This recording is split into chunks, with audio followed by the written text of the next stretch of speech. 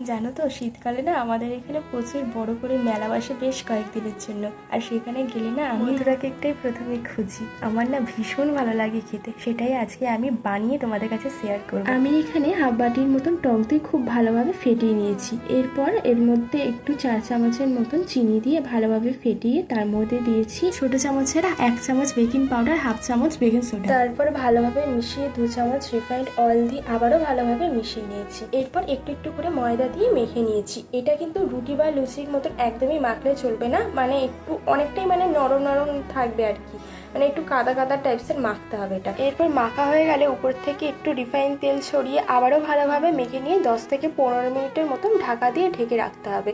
যখন 10 মিনিট হয়ে যাবে তখন ঢাকনা সরিয়ে এরপর এর থেকে লেচি কেটে মথুরা কেক তৈরি করে ফেলেছি। যেমনভাবে ডোনাট তৈরি করি আমরা, ঠিক তেমনিভাবেই কিন্তু এটাকে তৈরি করতে হবে। এবার ব্যাস সবকটাকে এক এক করে